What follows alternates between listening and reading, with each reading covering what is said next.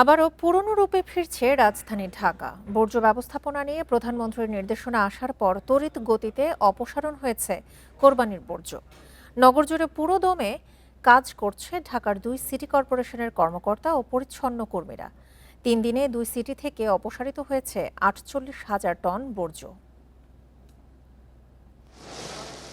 রাজধানীর বর্জ্য অপসারণ নিয়ে প্রধানমন্ত্রী তারেক রহমানের কঠোর বার্তা।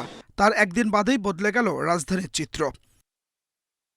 এই যেমন পুরান ঢাকার ধোলাইখাল, সূত্রাপুর কিংবা দয়াগঞ্জ। শুক্রবারও সড়কে ছিল বর্জ্য। শনিবার শুধু কোরবানির বর্জ্য নয়, ফুটপাত থেকে শুরু করে রাস্তাঘাট সবখানেই পরিষ্কার। 2 সিটির বড় কর্তা থেকে শুরু করে সব পর্যায়ের পরিচ্ছন্ন কর্মী শুক্রবার রাত থেকেই পুরোদমে চালাচ্ছে পরিচ্ছন্নতা কার্যক্রম। যোগ দিয়েছেন ইজারাদারদের অনেকেও। জনগণের ভোগান্তি যাতে না হয় এই চিন্তা চেতনা থেকে আমরা যখন নিজেরা মাঠে আসব তখন এই কাজগুলো একটু ত্বরান্বিত হবে, তাড়াতাড়ি হবে এবং সুন্দর হবে। আমরা এই জন্য নিজেরাই করতে এসেছি, যেহেতু এগুলি আমরা করেছি, অপসারণের দায়িত্বও তো আমাদের। ঢাকা দক্ষিণ সিটির প্রধান বর্জ্য ব্যবস্থাপকের দাবি, ভুল তথ্য দিয়েছিল মাঠ পর্যায়ের ওয়ার্ড ভিত্তিক কিছু মনিটরিং কর্মকর্তা, যে কারণে শতভাগ অপসারণের কথা বলা হলেও নগরীর অনেক স্থানে বর্জ্য ছিল। কিছু কিছু ক্ষেত্রে আমাদের সুপারভাইজার লেভেলে কিছু ল্যাপস ছিল, এটা আমরা কালকে উদ্ঘাটন করতে পেরেছি। আমাদেরকে শতভাগ বলার পরে আমরা ফিজিক্যালি যখন কালকে রাতে আসলাম তখন কিন্তু অনেক জায়গায় আমরা বর্জ্য পেয়েছি। সো এটা তো ডিপার্টমেন্টাল একটা ইস্যু।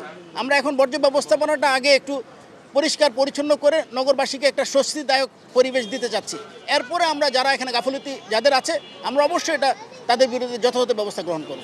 এদিকে গুলশানে বর্জ্য ব্যবস্থাপনা নিয়ে সংবাদ সম্মেলনে ঢাকা উত্তর সিটির প্রশাসক জানান, কর্মীরা নিরলসভাবে কাজ করছেন। ইতিমধ্যে 4টি পশুর হাট সম্পূর্ণ পরিষ্কার করা হয়েছে। আমরা মোটামুটিভাবে ইনশাআল্লাহ ঢাকা উত্তর সিটি কর্পোরেশনকে বর্জ্য অপসারণ করতে আমরা সক্ষম হয়েছি।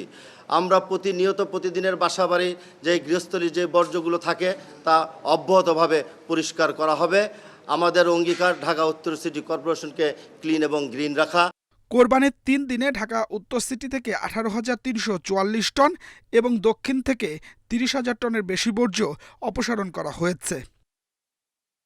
Adilur Rahman, independent news, Dhaka.